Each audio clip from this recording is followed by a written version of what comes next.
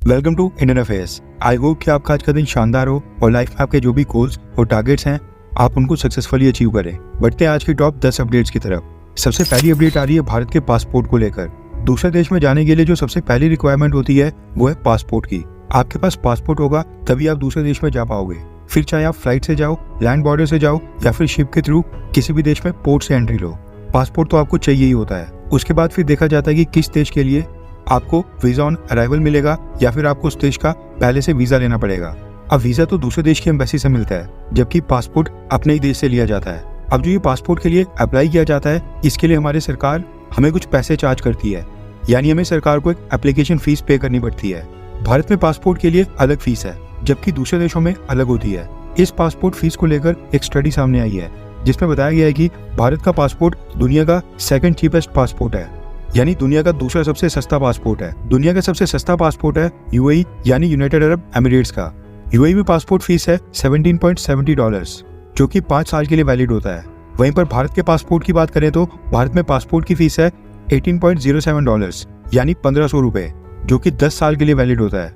अगर cost per year के आधार के ऊपर कैलकुलेट करें तो भारत का पासपोर्ट यूएई से भी सस्ता है, क्योंकि हमारा पासपोर्ट 10 साल के लिए वैलिड होता है, जबकि यूएई का 5 साल के लिए, और उसके बाद फिर उसको फिर से रिन्यू करना पड़ता है। वहीं पर सबसे महंगे पासपोर्ट की बात करें तो दुनिया का सबसे महंगा पासपोर्ट है मैक्सिको का। मैक्सिको के लोग अपने देश के पासपोर्ट के लिए $231 यानी भारतीय रुपए में 19,271 रुपए पे करते हैं। आज की सेकंड अपडेट आ रही है भारत और श्रीलंका को लेकर। पिछले कल श्रीलंका की सरकार ने अपने एक इंटरनेशनल एयरपोर्ट की मैनेजमेंट का ठेका अगले 30 साल के लिए भारत और रशिया की कंपनीज को देने की घोषणा की है। इस एयरपोर्ट का नाम है मत्ताला राजपक्षा इंटरनेशनल एयरपोर्ट, जो कि चाइना ने श्रीलंका को लोन देकर खुद की चाइनीज कंपनी से बनवाया था। अब आप यहाँ पर देखिए कि चाइना ने श्रीलंका को अपने जाल में कैसे फंसाया था। चाइना ने सबसे पहले श्रीलंका को इस एयरपोर्ट के लिए $209 मिलियन का लोन दिया। उसके बाद फिर श्रीलंका की सरकार के ऊपर प्रेशर डालकर इस एयरपोर्ट की कंस्ट्रक्शन का कॉन्ट्रैक्ट वो भी एक चाइनीज कंपनी को ही दिलवाया, जिसकी वजह से ये सारा प्रॉफिट चाइनीज कंपनी खुद ही अपने साथ चाइना ले गई। और उसके बाद चाइना की सरकार लगातार श्रीलंका की सरकार के ऊपर दबाव बना रही थी कि इस एयरपोर्ट की मैनेजमेंट का ठेका भी चाइनीज कंपनी को ही दिया जाए। लेकिन श्रीलंका की सरकार ने चाइना के प्रेशर के बावजूद इस एयरपोर्ट की मैनेजमेंट का ठेका भारत और रशिया की कंपनीज को दे दिया है। ये एयरपोर्ट साल 2013 में खुला था। आप मैप के ऊपर देख सकते हैं कि एयरपोर्ट श्रीलंका के बिल्कुल साउथ साइड के ऊपर है, यानी निचली साइड में, हम्बनटोटा पोर्ट के बिल्कुल ठीक पास। ऐसे में यहाँ पर आज भी काफी कम इंटरनेशनल फ्लाइट्स लैंड करती हैं। अब ये लोकेशन स्ट्रेटेजी रूप से भारत के लिए काफी इंपॉर्टेंट है और भारत बिल्कुल नहीं चाहता था कि यहाँ पर चाइना घुस जाए, क्योंकि हम्बनटोटा पोर्ट ऑलरेडी श्रीलंका ने एक चाइनीज कंपनी को अगले 99 साल के लिए लीज के ऊपर दे दिया है। भारत की शौर्य एरोनॉटिक्स प्राइवेट लिमिटेड और रशिया की airports region management company of Russia अब अगले 30 सालों तक इस एयरपोर्ट की मैनेजमेंट को देखेंगे। श्रीलंका की सरकार ने फिलहाल ये नहीं बताया कि ये डील कितने में साइन हुई है और रशिया और भारत का इसमें कितने % का शेयर है। मे भी आने वाले कुछ ही दिनों के बाद ये चीज भी सामने आ जाए। आज की तीसरी अपडेट आ रही है भारत की ब्रह्मोस सुपरसोनिक क्रूज मिसाइल को लेकर, जो कि भारत और रशिया ने एक साथ मिलकर डेवलप की थी। अभी तक क्या होता था कि ब्रह्मोस मिसाइल का जो रैमजेट इंजन था उसको हम रशिया से इंपोर्ट करते थे और फिर उसको भारत में लाकर प्रोडक्शन के समय ब्रह्मोस मिसाइल्स के अंदर फिट किया जाता था। अब जो ब्रह्मोस मिसाइल की स्पीड और रेंज है वो इसी इंजन का कमाल है। अब क्योंकि रशिया और यूक्रेन युद्ध चल रहा है तो पिछले काफी समय से कई सारे क्रिटिकल स्पेयर पार्ट्स और कंपोनेंट्स रशिया से भारत नहीं आ पा रहे हैं। ऐसे में भारत ने फैसला किया है कि भारत अब अपना खुद का रैमजेट इंजन डेवलप करेगा ताकि हमारी रशिया के ऊपर से निर्भरता कम हो। इससे पहले भारत ने ब्रह्मोस मिसाइल का इंडिजीनियस फ्यूल और सॉलिड प्रोपेलेंट बूस्टर इंजन भी डेवलप किया था। ऐसे में अगर हम रैमजेट इंजन को भारत में डेवलप कर लेते हैं तो फिर भारत खुद ही अपने दम के ऊपर ब्रह्मोस की तरह एक नई क्रूज मिसाइल को बना सकता है, जिसके बाद फिर हमारी रशिया के ऊपर से निर्भरता पूरी तरह से खत्म हो जाएगी। और जो हम अपनी नई सुपरसोनिक क्रूज मिसाइल डेवलप करेंगे उसको हम किसी भी देश को अपनी मर्जी से एक्सपोर्ट कर पाएंगे। आज की फोर्थ अपडेट आ रही है भारत के ई कॉमर्स सेगमेंट के रेवेन्यू को लेकर। आप जितनी भी ऑनलाइन शॉपिंग करते हो, Amazon, Flipkart, Myntra, Meesho, even Zomato, Swiggy, ये सारी ई कॉमर्स कंपनीज होती हैं। ऑनलाइन जो भी गुड्स और सर्विस की सेल होती है, जो भी टोटल रेवेन्यू कलेक्ट होता है, उसको ई कॉमर्स कैटेगरी में काउंट किया जाता है। कभी न कभी आपके मन में भी ये ख्याल आया होगा कि आखिरकार भारत में ऑनलाइन कितनी शॉपिंग होती होगी, कितनी सेल्स और रेवेन्यू कलेक्ट होता होगा, और अब ये डेटा भी सामने आ गया है।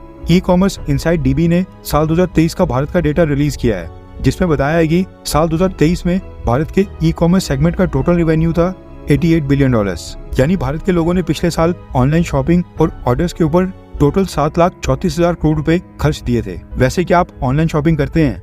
हाँ या फिर ना, नीचे कमेंट करके बताएं। आज की फिफ्थ अपडेट आ रही है इस साल होने वाले T20 क्रिकेट वर्ल्ड कप को लेकर। पिछले कल हमने आपको बताया था कि इंटरनेशनल क्रिकेट काउंसिल ने इस साल के वर्ल्ड कप के लिए उसेन बोल्ट को ब्रांड एम्बेसडर बनाया है। अब उनके बाद आईसीसी ने वेस्ट इंडीज के स्टार क्रिकेटर क्रिस गेल और इंडियन क्रिकेटर युवराज सिंह को भी T20 वर्ल्ड कप 2024 का ब्रांड एम्बेसडर घोषित किया है। अब ये दोनों प्लेयर्स भी वर्ल्ड कप के प्रमोशनल इवेंट्स में नजर आएंगे। आपकी जानकारी के लिए बता दूं कि इस साल का T20 क्रिकेट वर्ल्ड कप 1 जून को स्टार्ट होगा और फाइनल मैच खेला जाएगा 29 जून को, और ये सारे मैचेस वेस्ट इंडीज और अमेरिका में होस्ट होंगे। आज की 6th अपडेट आ रही है भारत के जम्मू कश्मीर से। पिछले कल इंडियन आर्मी और जम्मू कश्मीर पुलिस ने घाटी में 2 और टेररिस्ट को 72 उग्रों के पास पहुंचा दिया है। यह एनकाउंटर हुआ था नॉर्थ कश्मीर की बारामूला डिस्ट्रिक्ट के सोपोर रीजन में, और इस ऑपरेशन में इंडियन आर्मी के 2 जवान भी इंजर्ड हुए हैं। आई होप कि वो जल्दी से स्वस्थ हो जाए। आज की 7th अपडेट आ रही है भारत और अमेरिका को लेकर। पिछले कुछ समय से आपने देखा होगा कि अमेरिका में कई सारे भारतीय स्टूडेंट्स की मौत अचानक से हो रही है। इनमें से कई सारे केसेस की इन्वेस्टिगेशन अभी भी पेंडिंग है और दोषियों को अभी भी नहीं पकड़ा गया है। अब ऑब्वियस है कि इससे भारत में अमेरिका की बुरी इमेज बनती है और भारत के लोगों के बीच ये नैरेटिव जाता है कि अमेरिका भारत के स्टूडेंट्स के लिए बिल्कुल भी सेफ नहीं है। इस चीज को काउंटर करने के लिए पिछले कल अमेरिका के भारत में एम्बेसडर एरिक गारसेती ने एक स्टेटमेंट दी है। अमेरिका के एम्बेसडर ने कहा है कि ऐसा कोई फिलहाल सबूत नहीं मिला है कि अमेरिका में भारत के स्टूडेंट्स को जानबूझकर टारगेट किया जा रहा है। भारत के स्टूडेंट्स को वहां पर जानबूझकर निशाना बनाया जा रहा है। उन्होंने कहा कि अमेरिका एक सेफ कंट्री है और भारत के स्टूडेंट्स के लिए पूरी तरह से सुरक्षित देश है। भारत के स्टूडेंट्स अमेरिका में सुरक्षित रहें, इसके लिए वहां पर कई सारे संसाधन हैं, लेकिन जब वो हमें संपर्क ही नहीं करते हैं तो हमें भी पता नहीं चलता है कि वहां पर क्या हो रहा है। एरिक गारसेती ने आगे कहा कि भारत के माता पिता बिल्कुल निश्चिंत होकर अपने बच्चों को स्टडीज के लिए अमेरिका भेजें। उनके बच्चे जब अमेरिका चले जाते हैं तो वो अमेरिका के बच्चे हो जाते हैं। हम अमेरिका में भारतीय स्टूडेंट्स का काफी ख्याल रखते हैं, उन्हें वहां पर किसी भी परेशानी का सामना नहीं करना पड़ेगा। इसके आगे अमेरिकन एम्बेसडर एरिक गारसेती ने कहा कि स्टूडेंट्स को अमेरिका में भरोसेमंद दोस्त बनाने चाहिए, सेफ्टी और सिक्योरिटी को वहां पर ध्यान में रखना चाहिए, लोकल लॉ एंड ऑर्डर्स को वहां पर फॉलो करना चाहिए और वहां की डेंजर सिचुएशन से पूरी तरह से अवगत रहना चाहिए। उन्होंने भारत के पेरेंट्स से कहा कि वो बिना किसी टेंशन के अपने बच्चों को पढ़ने के लिए अमेरिका भेजें, क्योंकि अमेरिका की सरकार वहां पर उनका पूरा ख्याल रखेगी। वो तो हम देख ही रहे हैं कि अमेरिका की सरकार भारत के स्टूडेंट्स का किस तरह से ख्याल रख रही है। अभी स्टेटमेंट से साफ पता चलता है कि अमेरिका को डर है कि भारत में कहीं ये इमेज ना बन जाएगी अमेरिका भारतीय स्टूडेंट्स के लिए बिल्कुल अनसेफ है। आज की 8th अपडेट आ रही है अमेरिका में प्रो फलस्तीन प्रोटेस्ट को लेकर। पिछले कुछ दिनों से अमेरिका में कई सारी टॉप की यूनिवर्सिटीज और कॉलेजेस में स्टूडेंट्स फलस्तीन के सपोर्ट में वहां पर प्रोटेस्ट कर रहे हैं और प्रेसिडेंट जो बाइडेन से अपील कर रहे हैं कि वो इजराइल को हथियार ना दें और गाजा के ऊपर इजराइल के सारे हमलों को रुकवाएं। फलस्तीन और गाजा के लोगों के सपोर्ट में वहां पर नारे लगाए जा रहे हैं, दीवारों के ऊपर स्लोगन्स के साथ ग्राफिटी बनाई जा रही है। इसको लेकर अब लेटेस्ट अपडेट आ रही है कि इस तरह के प्रोटेस्ट में अरेस्ट होने वाले स्टूडेंट्स की टोटल संख्या 200 के पार चले गई है। पिछले 24 घंटों में यूएस पुलिस ने फिर से कई सारे फ्रेश अरेस्ट किए हैं, क्योंकि वहां पर प्रोटेस्ट काफी ज्यादा अग्रेसर हो गए थे। नोट करने वाली बात है कि ये सारे जो स्टूडेंट्स इजराइल के खिलाफ वहां पर प्रोटेस्ट कर रहे हैं, इनमें कई सारे भारत से गए स्टूडेंट्स भी हैं और पॉसिबिलिटी है कि यूएस पुलिस ने ये जो 200 से ज्यादा स्टूडेंट्स को अरेस्ट किया है, इनमें कई सारे भारतीय भी हों। आज की 9th अपडेट आ रही है चाइनीज ऐप टिकटॉक को लेकर। आप सोचिए कि मोदी सरकार ने जून 2020 में अचानक से कुछ सेकंड्स के अंदर ही टिकटॉक को भारत में बैन कर दिया था। ना कोई टाइम दिया था, ना कोई रिक्वेस्ट की थी, सीधा फैसला सुना दिया था।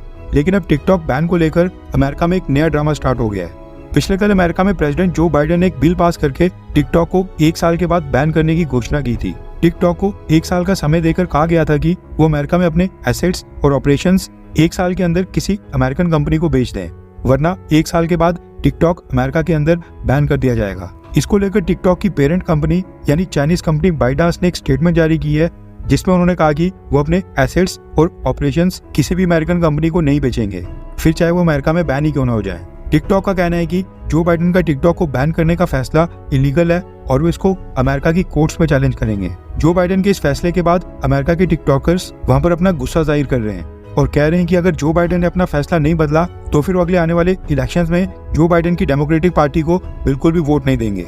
आज की 10th अपडेट आ रही है भारत में कार्स की सेल को लेकर। दरअसल भारत सरकार ने डेटा रिलीज किया है, जिसके मुताबिक साल 2023-24 फाइनेंशियल ईयर में पिछले साल के मुकाबले ईयर ऑन ईयर 9% ज्यादा कार्स की बिक्री हुई है। डेटा के मुताबिक साल 2023-24 में 42,30,000 कार्स बिकी हैं। सबसे ज्यादा कार्स बेची हैं मारुति सुजुकी कंपनी ने।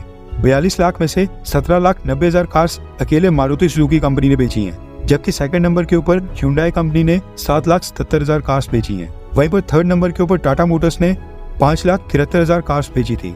आज के लिए बस इतना ही। थैंक यू वेरी मच और जय हिंद।